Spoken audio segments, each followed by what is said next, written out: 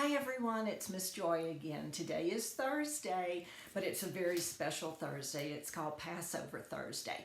And as I was getting ready to do my lesson for Sunday and getting prepared, I realized I can't do the lesson on Sunday without following up with the lessons of what took place between Passover and Easter morning. So I'm going back to our beginner's Bible. And we're going to start with a story called Washing the Disciples' Feet. This is found in the Gospel of John, and John is the fourth Gospel in the New Testament, so it's going to be Matthew, Mark, Luke, and John. This is John chapter 13, verses 3 through 30. Jesus and his disciples gathered together for a special Passover meal because Jesus knew he would be leaving them soon. After supper, Jesus removed his outer clothing and he wrapped a towel around his waist. Then he filled a bowl with water, and Jesus washed the feet of each disciple one by one. How cool is that? Then it was Peter's turn, and he said to Jesus, Lord, you should never wash my feet." But Jesus answered and said, "I must wash your feet for you to be part of my kingdom." Then he said to them all, "As I have washed your feet, you must wash each other's feet." By doing this, Jesus showed his friends how to love and serve each other.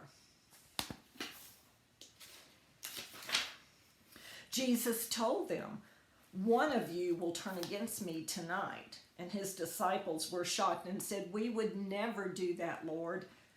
And John asked, "Who will turn against you?"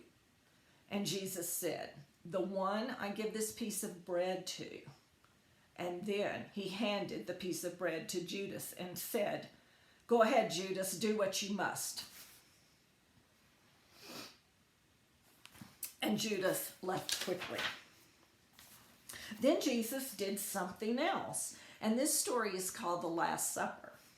He picked up a loaf of bread and blessed it, and then he broke it into pieces, and he gave the bread to his disciples to eat. Jesus said, "This bread is my body.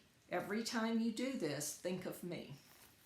In the same way, he took a cup of wine and blessed it, and he gave it to the disciples to drink.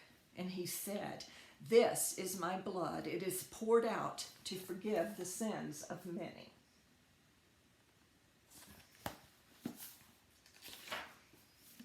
And then he continued by telling them, "The time has come for me to go away. Where I am going, you cannot go. I am going to heaven to prepare a wonderful new home for you, but I will return soon.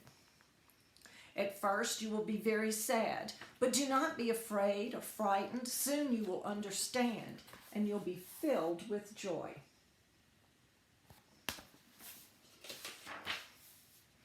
Then Jesus is arrested and crucified. That's the name of the next story. Judas went to his leaders and he asked, "How much will you pay me if I can help capture Jesus?" And they said, 30 pieces of silver. So Judas took the money and made a plan. Jesus had gone to his favorite garden in the meantime to pray, and the disciples went along. And Jesus prayed, "Father, if it is your will, I am ready to give my life so that all the people who trust in me will be saved from their sins."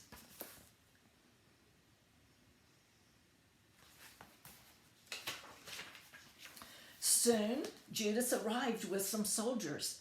But Peter wanted to protect Jesus, and Jesus said, "No, I must allow this to happen." All the disciples ran away, and the soldiers arrested Jesus. They took Jesus to the leaders, and the leaders said, "You say you're the Son of God, but we don't believe you."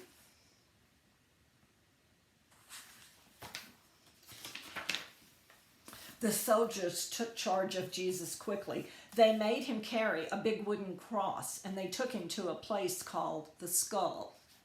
It's also known as Golgotha. There, they nailed Jesus to the cross. and Jesus died on the cross.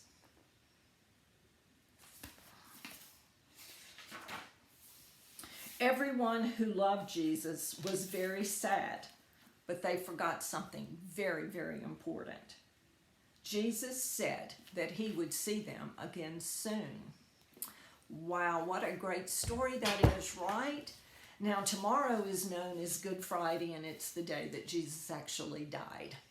But there's good news behind that story. I had a friend in Baton Rouge by the name of Mike Collins, and Mike is no longer living with us, but he left me with a very, very important reminder that after every Good Friday, there's always an Easter Sunday. This drawing was done in memory of Mike after he died a few years ago. So kids, I can't wait to meet you Sunday for Easter. I have a great video and story planned for you then. It's the best story in the whole Bible. It's just such a great thing to know that we can be saved from our sins because Jesus died on the cross for us. I'll have a story, I'll have some videos, I'll have a craft, and I might have a little story that involves jelly beans if I don't eat them all before Sunday. Okay guys, I love you big much. Bye.